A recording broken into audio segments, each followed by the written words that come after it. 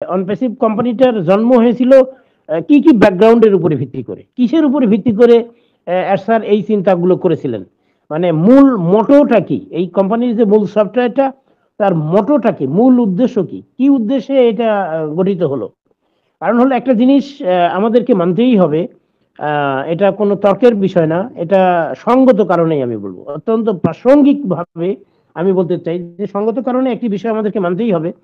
সেটি হলো যে সারা বিশ্বে আইটি সলিউশন বেস যত কোম্পানি রয়েছে, সেটা আমরা জানি যে কোন কোন কোম্পানিগুলো রয়েছে। আইটি সলিউশন বেস কোম্পানি নাম না বললেও আমরা সবাই চিনি, যেটা বর্তমান বিশ্বে মানে আইটি জগতে এক ধরনের জায়ান্ট লেভেল পর্যায়ে রয়েছে, আমরা জায়ান্ট কোম্পানি বলতে পারি তাদেরকে। আজকে যারা অ্যাটেন্ডেন্স রয়েছেন সকলকে আমি আমার ব্যক্তিগত পক্ষ থেকে ধন্যবাদ এবং অভিনন্দন জানাচ্ছি। আজকে আমাদের যে সাবজেক্টটি নির্ধারিত রয়েছে, যে টপিকসটি যেটি কথা বলার জন্য, আমার বিশ্বাস যে ইতিমধ্যেই সকলেই যারা অ্যাটেন্ডেন্স রয়েছে তারা সকলেই জেনে ফেলেছেন সাবজেক্টটি। তবুও জাস্ট ফর্মালিটি মেনটেন করার জন্য আমি সাবজেক্টটি আরো একবার স্মরণ করিয়ে দিতে চাই। আজকে আমাদের যে সাবজেক্টটি রয়েছে কথা বলার জন্য, সেটি হলো on-passive technology is not only the best for the business but also for humanity। অর্থাৎ এখানে বলা হচ্ছে, বাংলায় যদি বলি এইভাবে বলা যেতে পারে যে অনপ্যাসিভের যে প্রযুক্তি, অর্থাৎ বিজনেসের জন্য অনপ্যাসিভ যে প্রযুক্তি গড়ে তুলেছে, সেই প্রযুক্তিটা শুধু ব্যবসার জন্যই এটা সেরা প্রযুক্তি নয়, এটা হলো মানবতার জন্যও সেরা প্রযুক্তি, এরকম একটা মিনিং এটা। তো এইটা নিয়েই আজকে আমি কিছু কথা বলতে চাই, খুব সংক্ষেপে কথা বলতে চাই, খুব বেশি দীর্ঘায়িত করার ইচ্ছা নেই। তো টপিকসটা নিঃসন্দেহে ভেরি ইম্পর্টেন্ট এবং এটার যথেষ্ট ডেপথ রয়েছে। তো সেই ডেপথ নিয়ে আলোচনা করতে গেলে আলোচনাটা অনেক লম্বা হয়ে যাবে, তো আমি খুব বেশি ডিপে যেতে চাচ্ছি না। স্বাভাবিকভাবে যেটা বলতে চাই যে এই যে টপিকসটা এবং আমাদের যে আজকের আলোচনা বিষয় যে অনপ্যাসিভের টেকনোলজি নিয়ে, অনপ্যাসিভের টেকনোলজির বৈশিষ্ট্য কি কি, এটা যদি আমরা মোটামুটি ধারণা নিয়ে নিই, তাহলে আই থিঙ্ক দ্যাট এটা আমাদের কাছে ক্লিয়ার হয়ে যাবে যে অনপ্যাসিভটা কোন উদ্দেশ্যে এই বিজনেসটা শুরু করেছে। মানে আমাদের যে টেকনোলজিটা, আমাদের যে সফটওয়্যার, আমাদের যে প্ল্যানিং, আমাদের honourable CEO mister S sir মনের মধ্যে দীর্ঘদিন ধরে এটা লালন করেছেন, যেটা ধারণ করেছেন, যে স্বপ্ন তিনি মনের মধ্যে পুষে রেখেছেন, সেই স্বপ্নটাকে উনি বাস্তবায়ন করতে চান এই অনপ্যাসিভ টেকনোলজির মধ্য দিয়ে। উনি যে টেকনোলজি তৈরি করেছেন, এটা শুধু বিজনেসের জন্য না, উনি বিজনেসকে সামনে রেখে এটা করেননি, এটা সারা বিশ্বের যারা অসহায় মানুষ, দরিদ্র, অসহায়, সুবিধা বঞ্চিত, হেল্পলেস পিপল, যেটাকে বলবো আমি এক কথায় ডিপ্রাইভড পিপল, বঞ্চিত মানুষ, এক কথায় বঞ্চিত মানুষ বললে কি বলবো, বঞ্চিত মানুষ বলতে তাদের খাদ্যের চাহিদা থেকে বঞ্চিত, মানে খাদ্যের অধিকার থেকে বঞ্চিত, বাসস্থানের অধিকার থেকে বঞ্চিত, তারা তাদের বস্ত্রের অধিকার থেকে বঞ্চিত, সকল দিক থেকে তারা কিন্তু ডিপ্রাইভড পিপল। সারা বিশ্বে এই মানুষগুলো ছড়িয়ে ছিটিয়ে রয়েছে, যেটা আমাদের honourable CEO mister ash sir খুব কাছে থেকে দেখেছেন এই দৃশ্যগুলো। কাছে থেকে দেখার পরে উনি খুবই হার্টি ম্যান, উনি খুবই আমি বলবো যে দয়াদ্র মানুষ। ওনার হৃদয়ে এই গরিব মানুষগুলো, অসহায় মানুষগুলোর জন্য খুবই দয়া হয়েছে। তাই উনি দীর্ঘদিন ধরে ওনার স্বপ্ন লালন করেছেন যে কিভাবে এই মানুষগুলোর পাশে দাঁড়ানো যায়, আর সেই উদ্দেশ্যেই উনি এই টেকনোলজিটা আবিষ্কার করেছেন। এই জন্যই আজকে আমরা যে বিষয়টা নিয়ে কথা বলবো যে Onpassive technology is not only best for business, অর্থাৎ অনপ্যাসিভের এই টেকনোলজিটা শুধু ব্যবসার জন্যই সেরা নয়, বাট অলসো ফর হিউম্যানিটি। এটা মানবতার জন্য, মানবতাকে আপলিফট করার জন্য, হিউম্যানিটিকে আপলিফট করার জন্য এই টেকনোলজিটা আবিষ্কার করেছেন আমাদের honourable CEO mister ash sir. এখন এইটা একটু ভালোভাবে যদি রিয়েলাইজেশনে আনতে চাই, তাহলে আমাদের একটু ফ্ল্যাশব্যাক করতে হবে, একটু এই সাবজেক্ট নিয়ে কথা বলতে গেলে একটু পেছন দিকে তাকাতে হবে। ফ্ল্যাশব্যাক করে আমরা দেখব আমাদের একদম ফ্রম দ্য ভেরি বিগিনিং, যদি আমরা দু চারটি কথা তুলে নিয়ে আসতে চাই সেখান থেকে, যে এই অনপ্যাসিভ কোম্পানিটার জন্ম হয়েছিল কি কি ব্যাকগ্রাউন্ডের উপরে ভিত্তি করে, কিসের উপরে ভিত্তি করে স্যার এই চিন্তাগুলো করেছিলেন। মানে মূল মোটোটা কি, এই কোম্পানির যে মূল সফটওয়্যারটা, তার মোটোটা কি, মূল উদ্দেশ্য কি, কি উদ্দেশ্যে এটা গঠিত হলো? কারণ হলো একটা জিনিস আমাদেরকে মানতেই হবে, এটা কোনো তর্কের বিষয় না, এটা সঙ্গত কারণেই আমি বলবো, অত্যন্ত প্রাসঙ্গিক ভাবে আমি বলতে চাই যে সঙ্গত কারণে একটি বিষয় আমাদেরকে মানতেই হবে। সেটি হলো যে সারা বিশ্বে আইটি সলিউশন বেস যত কোম্পানি রয়েছে সেটা আমরা জানি যে কোন কোন কোম্পানিগুলো রয়েছে। আইটি সলিউশন বেস কোম্পানি নাম না বললেও আমরা সবাই চিনি, যেটা বর্তমান বিশ্বে মানে আইটি জগতে এক ধরনের জায়ান্ট লেভেল পর্যায়ে রয়েছে, আমরা জায়ান্ট কোম্পানি বলতে পারি তাদেরকে। কিন্তু এই কোম্পানিগুলোর যে উদ্দেশ্য বা লক্ষ্য এবং তাদের যা বৈশিষ্ট্য, সেইটার থেকে আমাদের অনপেসিভের লক্ষ্য উদ্দেশ্য এবং আমাদের যে ক্যারেক্টারিস্টিক্স টোটালি ভিন্ন। একদমই আমি বলবো আপসাইড ডাউন, মানে এটা উল্টো, মানে এক ধরনের উল্টো। মানে এটা আপনি একজন লোক সোজা মানে সোজা করে ধরে পেপার পড়ছে, আপনি যদি এটা উল্টো করে ধরে পেপার পড়েন তাহলে যে ঘটনা ঘটবে আমি বলবো যে অনপেসিবল অন্য কোম্পানি থেকে ওই রকম, জাস্ট আপসাইড ডাউন, একেবারে পুরোটাই উল্টো, মানে অপোজিট, একদম পুরোটা বিপরীত। কেন, এটার ব্যাখ্যায় আমি যাব পরবর্তীতে। তো আমি তার আগে একটু বলে নেই যে এটার ব্যাখ্যায় যাওয়ার আগে যে অন্যান্য কোম্পানি থেকে আমাদের ভিন্নতাটা কি কি সেটার ব্যাখ্যায় আমি আসবো। তার আগে আমি দেখবো যে অ্যাশার যখন এই প্রযুক্তির কথা ভাবলেন, কি কারণে তার মাথায় এটা আসলো। মূলত উনি আফ্রিকান কয়েকটি দেশে কোনো কারণে উনি ভ্রমণে গিয়েছিলেন, ট্যুরে গিয়েছিলেন। সেখানে গিয়ে উনি খুব কাছে থেকে সচক্ষে দেখেছেন সেখানকার মানুষগুলোর দুরবস্থা, সেখানকার মানুষগুলোর যে কষ্ট, নিদারুণ কষ্ট, তাদের যে খাদ্যাভাব, বস্ত্রের অভাব, বাসস্থানের অভাব, সেখানকার শিশুদের পুষ্টির অভাব, তাদের শিশুদের বুকের হাড়গুলো গোনা যায়, মানে কয়টা হাড় আছে গুনে দেখা যায়, মানে এরকম একটা পরিস্থিতি আর কি। এগুলো খুব কাছে থেকে দেখেছেন সেখানকার মানুষগুলোর। আমাদের সারা বিশ্বে অনেক দরিদ্র দেশ আছে, এটা বললে অনেক সময় দীর্ঘ সময় অনেক দরিদ্র দেশ আছে। আমরা উদাহরণস্বরূপ বলতে পারি, যেমন ধরেন দক্ষিণ সুদানের কথা বলি যদি, যেমন সুদান আছে, বুরুন্ডি আছে, উগান্ডা আছে, মোজাম্বিক আছে, আপনার মালাবি আছে, নাইজেরিয়া আছে, কঙ্গো আছে, ইথিওপিয়া আছে, ব্রাজাভিল আছে, কত দেশ আছে পৃথিবীতে যারা দুবেলা দুমুঠো খেতে পায় না, যাদের একটু মাথা গোজার ঠাঁই নেই, সারাদিন পরিশ্রম করার পরে একটু নিশ্চিন্তে নিরাপদে ঘুমাবে এরকম কোনো জায়গা নেই, একটু প্রচন্ড শীতের সময় একটু গরম কাপড় পরবে সেরকম কোনো ব্যবস্থা নেই। এই যে মানুষগুলো, এই মানুষগুলোর মানে যেটাকে আমরা বেসিক নিড বলতে পারি, মৌলিক চাহিদা, এই মৌলিক চাহিদা পূরণের ন্যূনতম সুযোগ সুবিধা তাদের মধ্যে নেই। এই যে ডিপ্রাইভড পিপল তাদেরকে বলা হচ্ছে, বঞ্চিত মানুষ, একদমই টোটালি হেল্পলেস, অসহায় মানুষ, তারা যেন জীবন যুদ্ধে আজীবন পরাজিত, তারা জীবনের যুদ্ধে যেন একেবারে সারেন্ডার করে ফেলেছে, মানে আর কোনো উপায় নেই তাদের সামনে। তারা এক বেলার খাবার কিছুটা খেয়ে পরবর্তী বেলার জন্য ভাগ করে রেখে দেয় যে আবার পরের বার খাবে, কারণ এবার খেলে আর পরে রাতে খেতে পারবে না, রাতে কিন্তু অনাহারে ঘুমাইতে যেতে হবে, যেটা আর ঘুম হবে না। ক্ষুধার্ত শরীরে কিন্তু ঘুম হয় না, পেটে যদি ক্ষুধা থাকে তাহলে কিন্তু ঘুম হয় না। এই দৃশ্যগুলো এরশাদ খুব কাছে থেকে দেখেছেন, আর এইটা দেখার কারণে তার মনটা কিন্তু কেঁদে উঠেছে, কারণ উনি, আমি প্রথম থেকেই বলেছি, উনি খুব হার্টি ম্যান, মানে খুবই হৃদয়বান মানুষ, ওনার হৃদয়টা দয়ায় পরিপূর্ণ, মানে উনি এই গরিব অসহায় মানুষদের যন্ত্রণাটা উপলব্ধি করেন, কষ্টটা ফিল করেন ভালোভাবে। এই জন্য উনি দীর্ঘদিন ধরে চিন্তা করছিলেন যে আমরা এমন কিছু করতে পারি না এই মানুষগুলোর পাশে দাঁড়ানোর জন্য, এমন কি কিছু নাই, এমন কি ব্যবস্থা করা যায় না যে এই মানুষগুলোকে হেল্প করা যায়, এটা কিভাবে এটা করা যায়। এখন মেইনলি ব্যাপারটা হলো যে আপনি যদি ফিনান্সিয়ালি ডাইরেক্ট একটা মানুষকে হেল্প করতে চান, তাইলে এটা আমি বলবো একজন দুইজন মানুষের পক্ষে এটা টোটালি ইম্পসিবল, এটা কিন্তু সম্ভব না। সারা পৃথিবীর এত দরিদ্র অসহায় এই হেল্পলেস পিপল গুলো আছে, এত বেশি মানুষ আছে যাদেরকে আপনি সরাসরি একজন ব্যক্তি, আপনার যতই ধন সম্পদ থাক, আপনি যদি ডাইরেক্টলি মানুষগুলোকে হেল্প করতে চান ফিনান্সিয়ালি, তাদেরকে আপনি যদি মানে কি বলবো যে সলভেন্সি নিয়ে এসে দিতে চান, তাইলে কিন্তু এটা সম্ভব না, কারণ আপনার কত অর্থ আছে, কত দিতে পারবেন, এটা কিন্তু সম্ভব হবে না।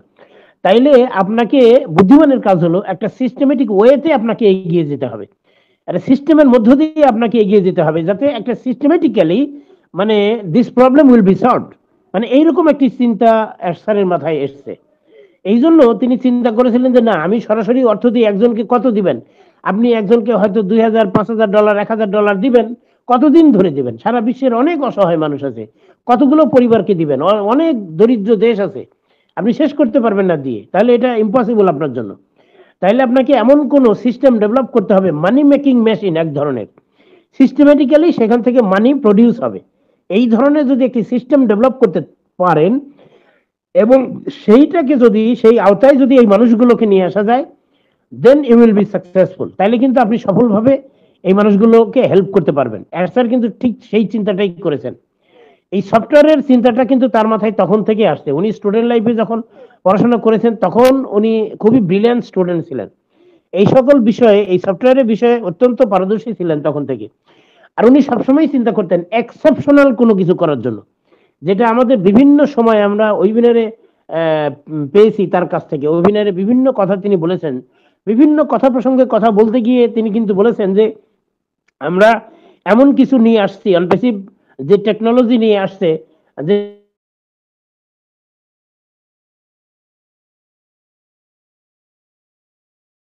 এক্সেপশনাল, যেটা কার সঙ্গে মিলবে না, এই ধরনের ঘটনা তিনি এই অনপেসিভের মাধ্যম দিয়ে ঘটাতে চান।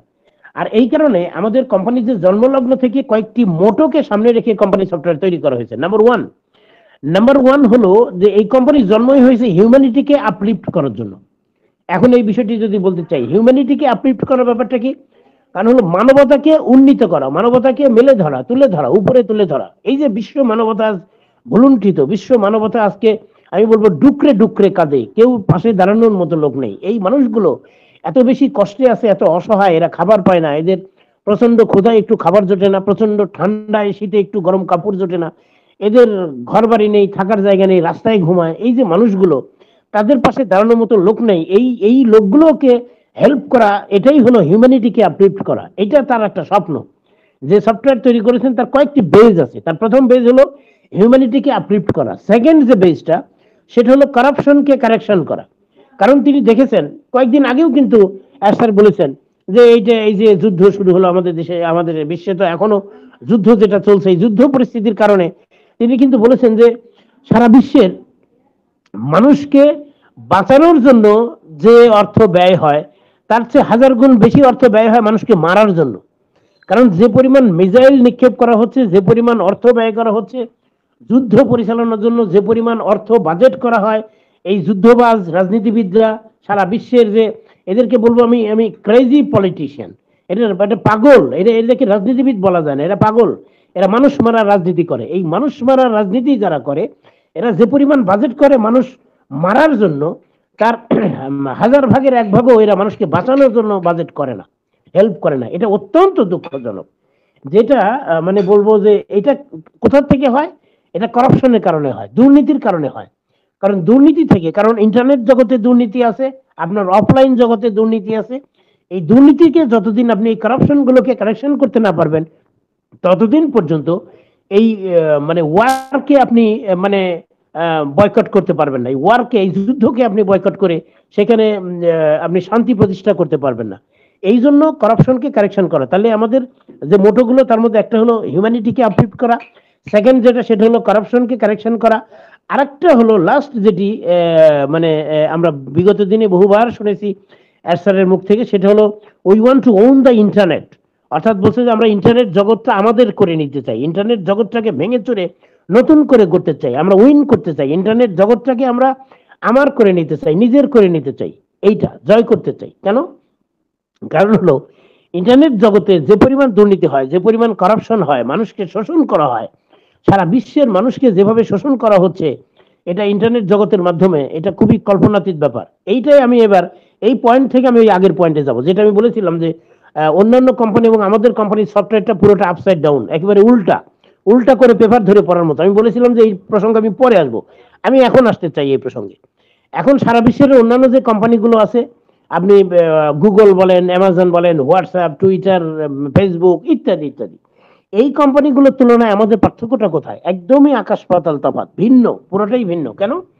কারণ হলো এই কোম্পানিগুলোর কাছে সারা বিশ্বের যে মানুষগুলো, যারা ইন্টারনেট ইউজার, আমরা যারা ইন্টারনেট ইউজ করি, আমরা সারা জীবনে কিন্তু কাস্টমার, শুধু বায়ার, আমরা শুধু ক্রয় করি। তাদের হয়তো প্রোডাক্ট ক্রয় করি অথবা সার্ভিস ক্রয় করি, তাদের প্রোডাক্ট অথবা সেবা, এগুলো শুধু ক্রয় করি, আমাদের কোনো ইনকাম হয় না। সারা জীবনই আমরা শুধু পকেট থেকে টাকা দেই আর ওনারা নেন, মানে আমরা দাতা আর ওনারা গ্রহীতা, মানে ওনারা মালিক পক্ষ আর আমরা হলাম মানে প্রজা, আমরা ওই যে সারা জীবন ট্যাক্স দিতে হয়, মানে আমরা সারা জীবনই ওনাদের কাস্টমার, এরকম আর কি ব্যাপার। তার মানে আপনি যদি জেলে না হন, তাহলে আপনি জেলের দোকানের সারা জীবনই কাস্টমার, আপনি যদি নিজে মাছ ধরে খেতে পারেন তাহলে কিন্তু আপনি নিজে মাছ ধরে খেলেন, আপনার পরিবারের চাহিদা মিটলো। বাট আপনি যদি মাছ ধরতে না পারেন তাহলে সারা জীবনে আপনি জেলের কাছে কাস্টমার, জেলের কাছে আপনি যাবেন, মাছ কিনবেন, খাবেন, তার মানে জেলে সারা জীবনে আপনার মালিক আর আপনি কাস্টমার। ব্যাপারটা হলো এইরকম আর কি, মানে এই কোম্পানিগুলোর কাছ থেকে সারা জীবনে আমরা পয়সা দিয়ে আমরা তাদের প্রোডাক্ট ব্যবহার করি, তাদের সেবা ব্যবহার করি। কোনোদিনই আমরা তাদের মালিক পক্ষ না, কোনোদিনই আমাদের সেখান থেকে ইনকাম করার কোনো সুযোগ নেই। কোনোদিনই আমরা বলতে পারি না যে আমরা এই সফটওয়্যারের একটা অংশ, আমরা এই বিজনেসের একটা অংশ, এই কোম্পানির একটা অংশ, এটা আমরা কখনো বলতে পারি না। বাট অ্যাজ স্যার আমাদেরকে সেই সুযোগ দিয়েছে, তার বিজনেসের মালিক করে নিয়েছে, তার বিজনেসের একটি অংশ, আমরা কিন্তু তার বিজনেসের অংশ, আমরা তার বিজনেসের আমরা অংশীদার, আমরা ফাউন্ডার, আমরা কি বলবো, অনেক নামে বলা যায়, আমরা শেয়ার হোল্ডার, এরকম বিভিন্ন শব্দ ব্যবহার করা যায়। কারণ হলো এই কোম্পানিগুলো যে নীতিতে বিজনেস করে সেটা হলো ওয়ান ওয়ে রোড। এখানে শুধু অর্থ তাদের পকেটে শুধু ঢুকবে, পকেট থেকে বাইরে যাবে না, পকেটে শুধু ঢুকবে, সারা বিশ্বের মানুষ তাদেরকে দিবে আর তারা শুধু নিবে। এটাই হলো এদের সিস্টেম। কিন্তু একমাত্র অনপেসিভ তৈরি হয়েছে ভিন্ন নীতিতে, সেটা হলো অনপেসিভ। এটা শুধু বিজনেস করবে, টাকা শুধু নিজের পকেটে ঢুকবে, এটা কখনোই এই নীতি ফলো করে না। সে ধরনের প্রযুক্তি বা টেকনোলজি অনপেসিভ ব্যবহার করে না। এটা বিগত দিনের ওয়েবিনার গুলোতে আমাদের honourable CEO mister S sir পরিষ্কারভাবে বলে দিয়েছেন যে we never run after money, we never run after only profit. আমরা শুধু টাকার পিছনে দৌড়াই না, আমরা শুধু প্রফিটের পিছনে দৌড়াই না, আমরা হিউম্যানিটিকে আপলিফ্ট করতে চাই, আমরা কারাপশনকে কারেকশন করতে চাই, এবং ইন্টারনেট জগতে যে নৈরাজ্য বিরাজ করছে সেটাকে আমরা কারেকশনের মধ্যে নিয়ে আসতে চাই, এটাকে আমরা কন্ট্রোল করে ফেলতে চাই। এটা বহুবার এই কথাগুলো বলেছে। এই জন্যই বলবো যে এই কোম্পানির মানে নীতিগুলো হলো ওয়ান ওয়ে, আর আমাদের একমাত্র ওয়ান পেসিভি শুধু আছে, যেটা হলো সারা বিশ্বের মানুষদেরকে ইনকাম দেবে, সেখান থেকে আমরা আমাদের স্বপ্ন পূরণ করব, সেখান থেকে আমাদের পকেটে টাকা ঢুকবে, আমাদের যারা অসহায় দরিদ্র মানুষ তারা এখান থেকে ইনকাম করবে, তাদের জীবনের সচ্ছলতা আসবে, ফিনান্সিয়াল সলভেন্সি আসবে, তাদের জীবনের কি বলবো, এই যে বাসস্থানের সমস্যা, হেলথ প্রবলেম, তাদের যে ফুড প্রবলেম, এগুলো সমাধান হবে। এই স্বপ্ন আমরা শুধু অনপেসিভি দেখতে পারি, আর কোথাও না। এই জন্য আমি বলবো যে অনপেসিভের সফটওয়্যার টেকনোলজি এবং আদার্স কোম্পানিগুলোর সফটওয়্যার টেকনোলজি একদম পুরোটাই আপসাইড ডাউন, পুরোটাই উল্টা।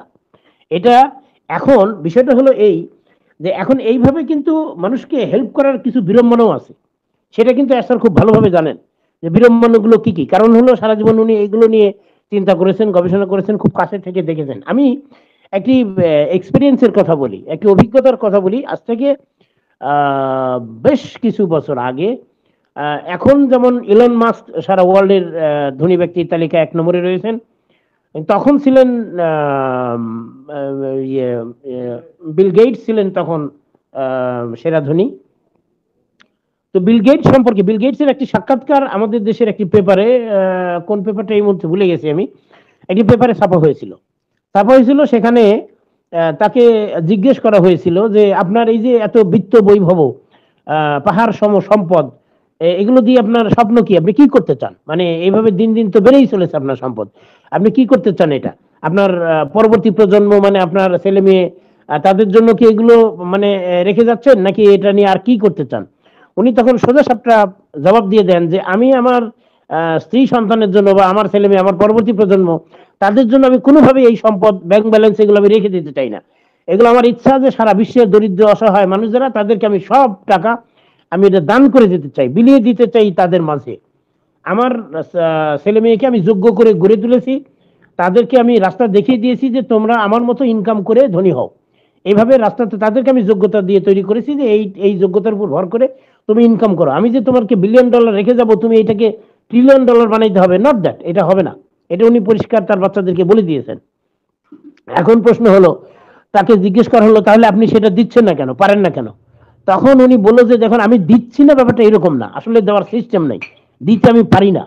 কারণ হলো কি, আমার ইচ্ছে করে আমার এই সম্পদগুলো আমি মানুষের মাঝে বিলিয়ে দেই, কিন্তু সারা বিশ্বের বিভিন্ন দেশ এবং আমেরিকা সহ বলছে যে আমি যে দেশের বাসিন্দা আমেরিকা, সেই দেশের যে নিয়মগুলো এবং অন্যান্য দেশের যে মানি ট্রানজেকশনের নিয়মগুলো, এটা একটা জটিল জাল, অত্যন্ত কমপ্লেক্স নেট হিসেবে উনি ব্যাখ্যা দেন। বলেন যে এইটা মানি ট্রানজেকশনের নিয়মগুলো একটা কমপ্লেক্স নেট, একটা জটিল জাল এই হিসেবে উনি ব্যাখ্যা করেন। কারণ হলো সারা বিশ্বের যে মানি ট্রানজেকশনের নিয়মগুলো আছে, মানে অর্থ লেনদেনের যে নিয়মগুলো রয়েছে, এক দেশে যেটা বৈধ, যে পদ্ধতিতে এক দেশে টাকা লেনদেন করা যায়, অন্য দেশে সেটা আবার দেখা যায় যে ওটা মানি লন্ডারিং এর আওতায় পড়ে যায়, ওই দেশে টাকা ওইভাবে লেনদেন করা যায় না। সুতরাং ইচ্ছা করলেও আপনি গণহারে আপনি হাতে হাতে টাকা বিলি করতে পারেন না। আপনার গভর্নমেন্ট, আপনি যে দেশের বসবাস করেন সেই দেশের গভর্নমেন্ট আপনার কাছে জানতে চাইবে যে আপনি যে এই যে ধরুন আপনি 10 বিলিয়ন, 20 বিলিয়ন, 15 বিলিয়ন টাকা আপনি সার করে দিতে চান, আপনি এটা ফান্ডিং করতে চান, আপনি কিভাবে কেন করতে চান, আপনার জবাবদিহি করতে হবে। আপনাকে গভর্নমেন্ট প্রশ্ন করবে যে আপনি এই টাকাগুলো কাকে দিতে চান, কেন দিতে চান, কাদেরকে দিচ্ছেন। এমন কোনো খাতে ব্যয় করছেন না যেটা জঙ্গি অর্থায়ন হচ্ছে, এমন কোনো খাতে ব্যয় করছেন না যে দেশের রাজনীতির জন্য শত্রু, আপনি গভর্নমেন্টকে ফেলে দেওয়ার জন্য চেষ্টা করছেন, গভর্নমেন্টকে পতন ঘটানোর জন্য চেষ্টা করছেন, আপনি কোনো ষড়যন্ত্রের সাথে লিপ্ত আছেন, এমন কিছু হচ্ছে না তো? এরকম বহুমুখী প্রশ্নের মুখোমুখি হতে হয়, বহু প্রশ্নের জবাব দিতে হয় আপনার। সেখানে সে দেশের যে স্টেট ব্যাংক আছে, এক একটা দেশের স্টেট ব্যাংক, আমাদের দেশের বাংলাদেশে যেমন বাংলাদেশ ব্যাংক, মানে এরকম কোন দেশে বাংলাদেশ ব্যাংক নাম আছে, কোন দেশে স্টেট ব্যাংক নাম আছে, কোন দেশে ফেডারেল ব্যাংক নাম আছে, মানে সেই দেশের সর্বোচ্চ ব্যাংক যেটা ফেডারেল ব্যাংক। এরকম এক একটা দেশে এক একটা নিয়ম আছে, ব্যাংকের নাম আছে। সেই দেশের ফেডারেল ব্যাংকের কাছে পারমিশন লাগে, সেই দেশের ফিনান্সিয়াল যে ক্যাবিনেট মন্ত্রণালয় সেখান থেকে পারমিশন লাগে, সেই দেশের মানে সরকারের কাছে পারমিশন নিতে হয়। এত বেশি ফাইল চালাচালি করতে হয়, এত বেশি ফাইল রেডি করতে হয় যে আপনি যে টাকা ট্রান্সফার করতে চান, যে 10 বিলিয়ন বা 15 বিলিয়ন, 20 বিলিয়ন টাকা আপনি দিতে চান, এতে যত সময় ব্যয় হয়, দেখা যাবে যে বিল গেটসের তার মধ্যে আবার 50 বিলিয়ন ইনকাম হয়ে গেছে। মানে ওইটা পুরানো তো দূরের কথা, উনি চান যে আমার যত সম্পদ আছে আমি শেষ করতে চাই, বাট উনি এই কারণে শেষ করতে পারে না। উনি যতটুকু সার করতে চায়, যতটা সময় লেগে যায়, ওই সময়ের মধ্যে আরো কয়েক গুণ টাকা তার জমা হয়ে যায়। এই জন্য ওনার ভান্ডার থেকে টাকা কখনো ফুরাচ্ছে না, এটা উনি পরিষ্কারভাবে বুঝিয়ে দিলেন ওনার সাক্ষাৎকারে। এইটা যে উনি শুধু জানেন তা কিন্তু নয়, আমার ধারণা যে এরশাদও খুব আরো ভালোভাবে জানেন। আর জানেন জন্য এরশাদ কিন্তু ওই পদ্ধতিতে যাননি। উনি জানেন যে আমি যদি দুহাত ভরে আমি টাকা বিলিয়ে দিতে চাই মানুষের মাঝে, তাহলে এটা কিন্তু আমাকে ট্র্যাপে পড়ে যেতে হবে, গভর্নমেন্ট আমাকে বাধা দিবে, এটা পারবো না আমি, হবে না। তাহলে কি করতে হবে? আমি যাদেরকে টাকা দিতে চাই তাদেরকে যদি আমার বিজনেসের অংশীদার করে নেই, আমার বিজনেসের মালিকানা যদি তাদেরকে দিয়ে দেই, মানে তারা যদি আমার কোম্পানির শেয়ার হোল্ডার হয়ে যায়, তারা যদি আমার কোম্পানির ফাউন্ডার হয়ে যায়, তারা যদি আমার বিজনেসের লভ্যাংশের দাবিদার হয়ে যায়, তারা যদি আমার বিজনেসের লভ্যাংশের বৈধ অংশীদার হয়ে যায়, তাহলে তো আর তাদেরকে টাকা দেওয়া ঠেকাইতে পারবে না আমাদের দেশের গভর্নমেন্ট। তাহলে তো আর কোনো অসুবিধা নেই। এই জন্য অনেক ভেবে চিন্তে উনি চিন্তা করলেন যে আমি এমন একটি কোম্পানি গঠন করতে চাই যে কোম্পানিতে সারা বিশ্বের একেবারে সব শ্রেণী পেশার মানুষকে আমি ফাউন্ডারশিপ নেওয়ার সুযোগ দেবো।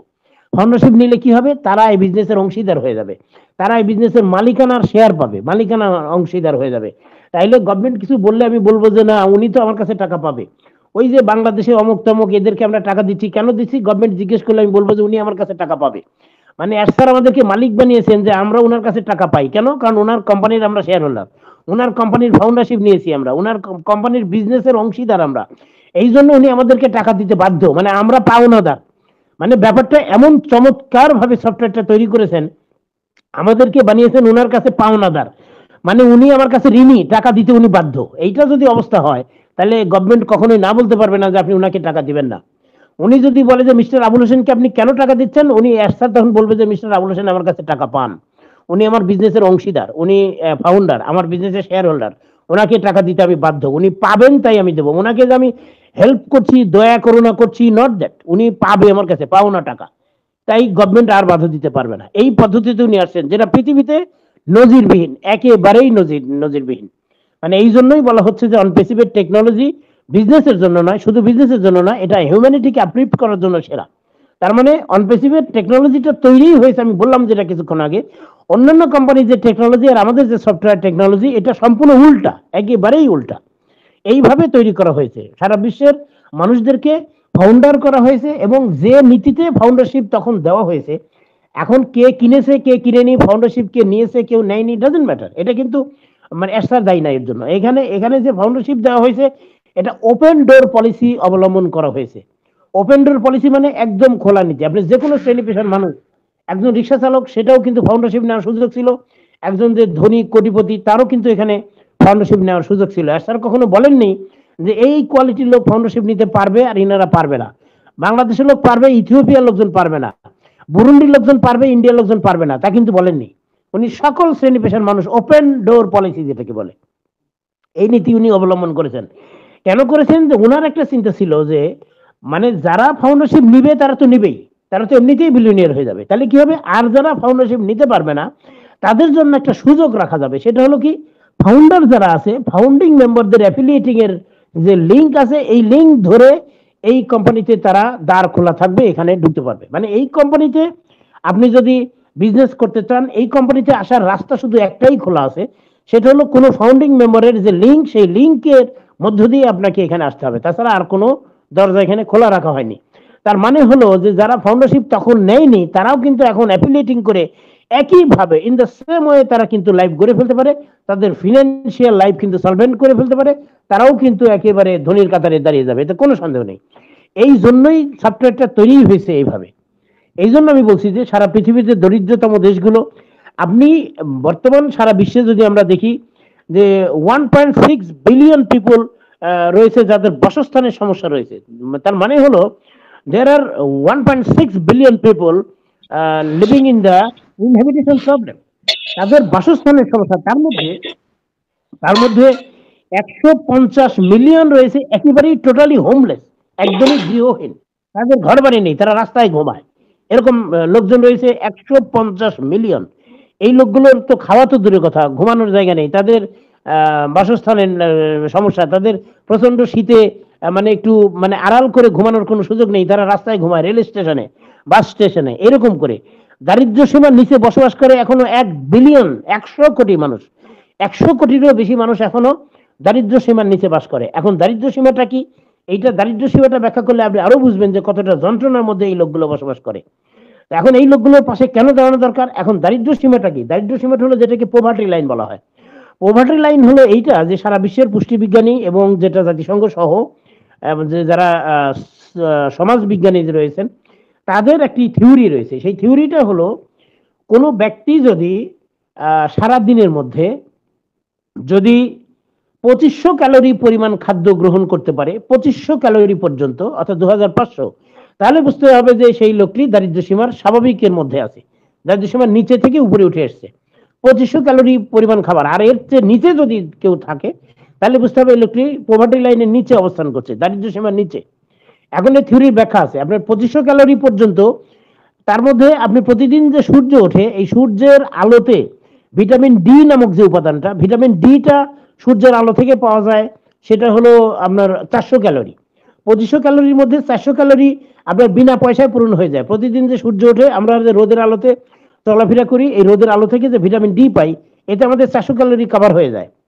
এতে কি হলো, তাহলে 2500 ক্যালোরির মধ্যে 400 ক্যালোরি অটো কভার হয়ে গেল বিনা পয়সায়, বাকি থাকলো 2100 ক্যালোরি।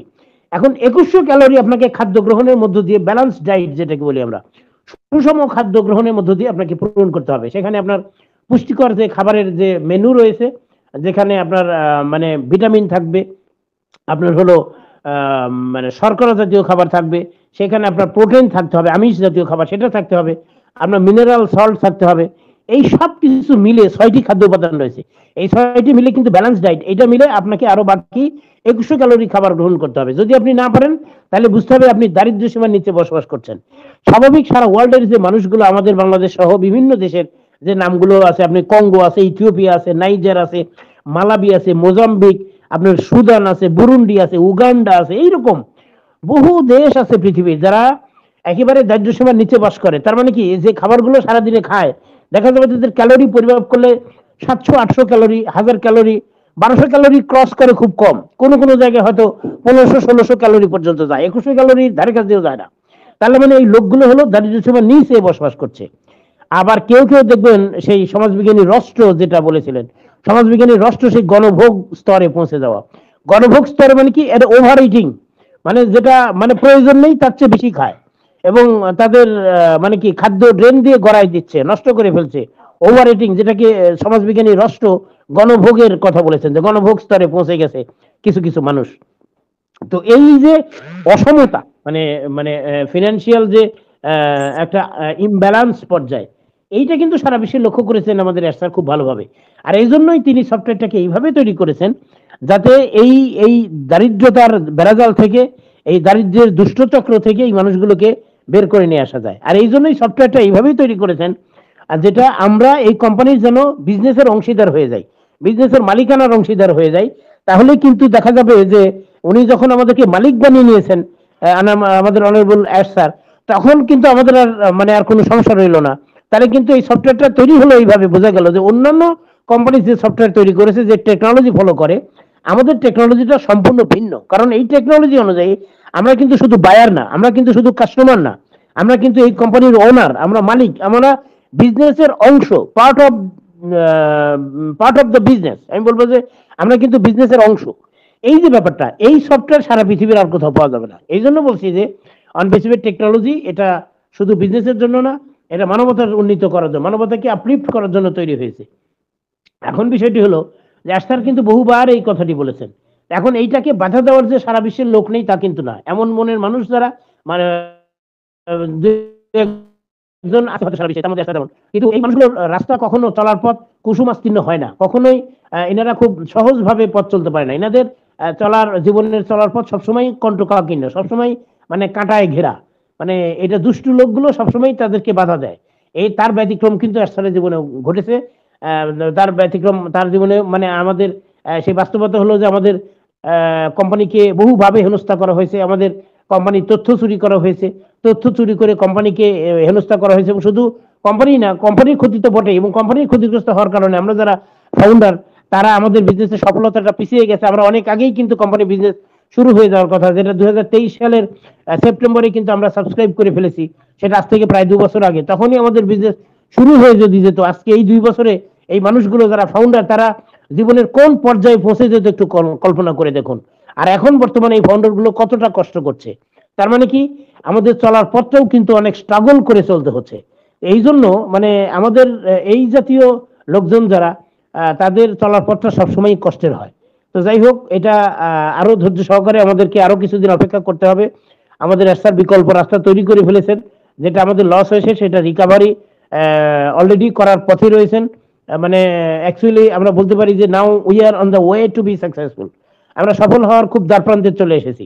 এই জন্য আর কিছুদিন অপেক্ষা করতে হবে, কষ্ট আমাদের হচ্ছে আমরা জানি, আরো কিছুটা অপেক্ষা করতে হবে। আমরা ইনশাল্লাহ জয়ের বন্দরে পৌঁছে যাব অল্প দিনের মধ্যে।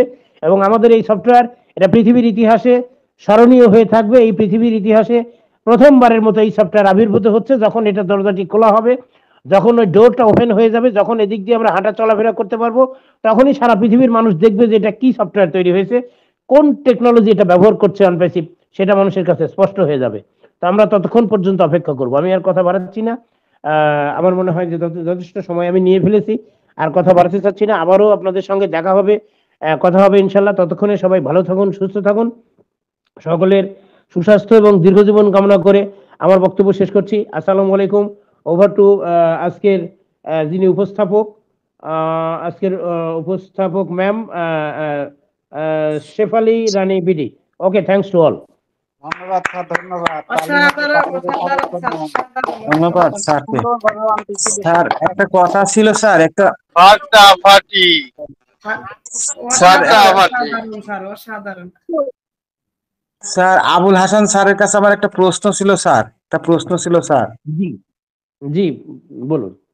স্যার আপনি বললেন স্যার যে সূর্যের আলো থেকে sir 2100 calorie sir vitamin D পাওয়া যায়, আর 400 calorie, 400 calorie, 400 calorie, 400 calorie sir D পাওয়া যায়।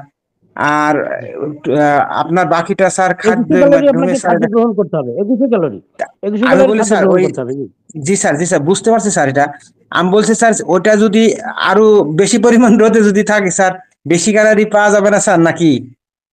না না না, এটা আপনার জন্য ক্ষতিকর হয়ে যাবে। এটা আপনার জন্য ক্ষতিকর হয়ে যাবে। কারণ হলো ভিটামিন ডি আপনি দেখবেন, আমি এটা এক্সপেরিয়েন্সের কথা বলি। আপনি দেখবেন যে আমাদের দেশ, আমাদের বাংলাদেশে তো খুব গরিব দেশ। আপনি দেখবেন অনেক সময় ছোট বাচ্চারা যখন জন্মগ্রহণ করে, একদম শিশু বাচ্চা, তাদেরকে দেখবেন ওই শরীরে সরিষার তেল মালিশ করে সকালে, শীতের দিনে সকালে একটু সূর্যের আলোতে নিয়ে দেখবেন বাচ্চার মায়েরা, নানি দাদি বা বাচ্চার মায়েরা নিয়ে একটু বসে থাকে। কেন বসে থাকে জানেন? কারণ ওই সরিষার তেল গায়ে মেখে ওই মিষ্টি মিষ্টি রোদ, যখন ওই রোদে বসে থাকলে বাচ্চার শরীরে ভিটামিন ডি উৎপাদিত হয়। এটা শরীরের জন্য অত্যন্ত কার্যকরী।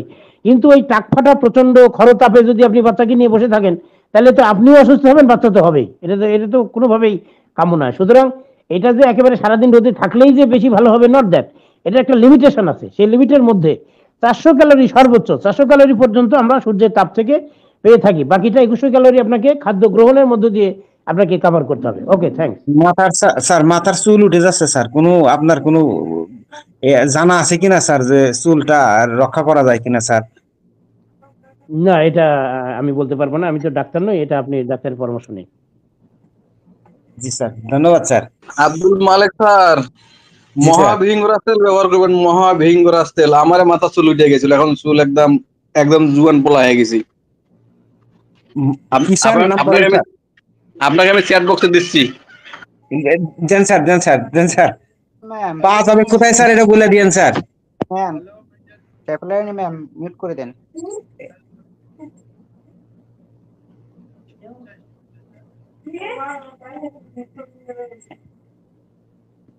এটা কোথায় পাওয়া যাবে স্যার, একটু বলে দিয়েন স্যার।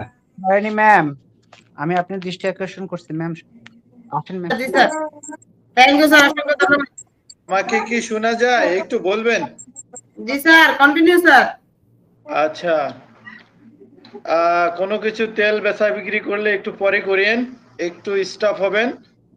আমরা আবুল হোসেন স্যারের জন্য অন্তত 5 মিনিট ধরে একটা আশা করতে পারি না, একটা বিগ হ্যান্ড। আপনারা এত ইয়েস কিরকম স্যার, কেন? ইয়েস স্যার, হ্যাঁ? 5 মিনিট ধরে একটা আমরা আশা করতে পারি। দেখি আপনাদের মনে কি কৃপণতা আছে, আজকে দেখবো আমি। খুব কম শোনা যাচ্ছে। হয়েছে দারুন দারুন। আজকে অনেক অনেক, আজকে কি বলবো স্যার, চুল Okay, ছেঁড়া thank you. বিশ্লেষণ হয়েছে স্যার, চুল ছেঁড়া বিশ্লেষণ। শেফালি রানী ম্যাম, দৃষ্টি আকর্ষণ করছি। আমার তবিল টাপা সারাদিন যোগাইছিলাম, অল্প দুই একটা, সব ওই আবুল হাসান স্যার নিয়ে গেল। আমি এখন লিভ নেব, তাছাড়া আমার বুদ্ধি নাই, আমার না, কিচ্ছু না, নাই না। তবিলে। সব শেষ করে ফেলছে। যদিও আছে টুকটাক স্যার, আছে, সঙ্গে আছে। বলবো। অনেক জি, আমার ধন্যবাদ। আমার অনেক নামটা আবুল হোসেন, আবুল হাসান নয়। কেউ কেউ একটু ভুল করে আবুল হাসান বলে ফেলেছেন, আমার নাম আবুল হোসেন। জি, আবুল হোসেন স্যার, আমি ভুলের জন্য ক্ষমা জি। চাচ্ছি। না না না, ওকে, অসংখ্য চলেন, নো ধন্যবাদ। Problem, no problem. জাস্ট আমি কারেকশন করে দিলাম, এই আর কি। ওকে, আসসালামু আলাইকুম। জি, ওয়ালাইকুম আসসালাম। জি, কন্টিনিউ প্লিজ। আমি রিকোয়েস্ট করব হাসান খোরশেদ স্যারকে যে আপনার যে বক্তব্যটা হয়েছে, এই বক্তব্যটা আমরা পুরোপুরি শুনতে পারিনি অনেক সমস্যার কারণে, যেন ওটা ইউটিউবে প্রদান করেন। আমি বিনীত অনুরোধ করব, আগামীকাল আমরা শুনতে চান ভাই। আমারও একই বক্তব্য ভাই, বলি যে ওটা রেকর্ডিং করে আমাদের দিতে রাত্রেই হবে। পাবেন ইনশাআল্লাহ, রাত্রেই পাবেন। থ্যাংক ইউ ভাই, দিন থ্যাংক ইউ, শেষেই দিয়ে দেবো ইনশাআল্লাহ। Thank you, thank you. আপনারা সারা পৃথিবী ঘোরেন না কেন বাংলা ভাষাভাষী, এই বক্তব্যের সাথে অনেক বক্তব্যের অ্যাডজাস্ট করে দেখেন, আপনাদেরকে ভালো লাগবে।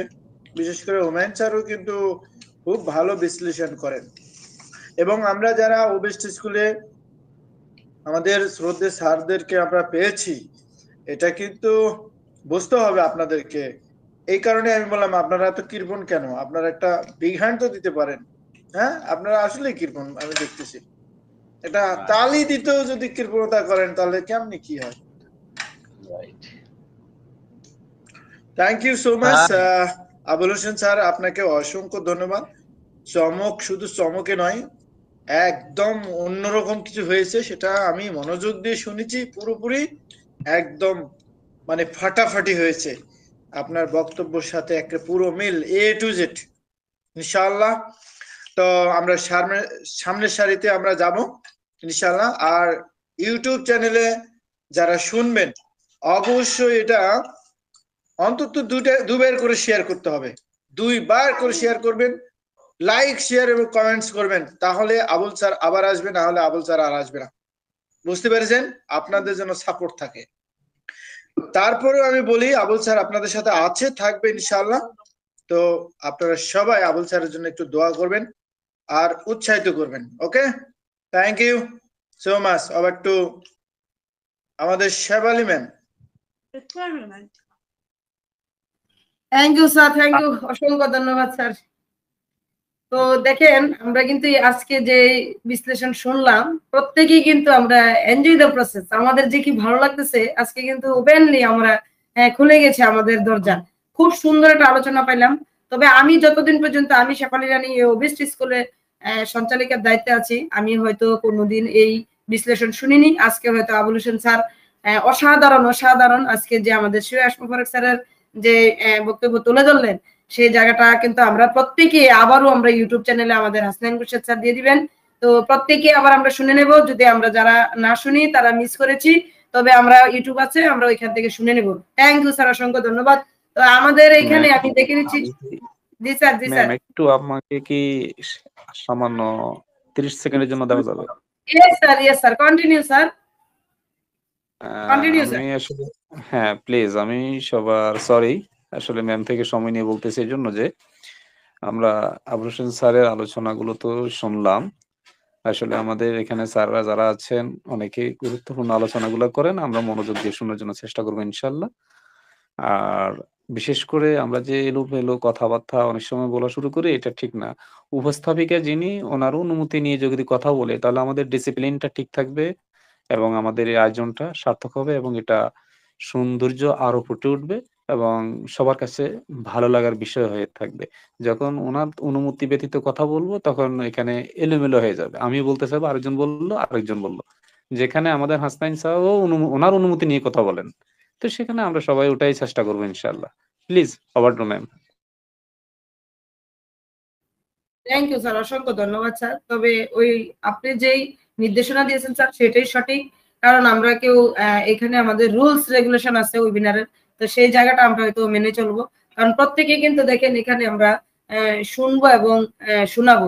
তো এখানে কিন্তু আমরা আসলে যারা শুনতে আসছি আমরা সুন্দর করে শুনবো, যারা আমরা বক্তব্য দিতে আসছি আমরা প্রত্যেকের কাছে হয়তো যাব একটু একটু করে, হয়তো আজকে আমাদের যে ডেডিকেটেড অনপিসিবিয়ান গ্রেট স্পিকার আছেন তাদের মুখে আমরা আজকে যে বিশ্লেষণ শুনলাম এবং আরো ডেডিকেটেড স্যার আছেন তাদের মাঝে আমরা চলে যাব। এখন আমি ডেকে নিচ্ছি আমাদের আলিয়া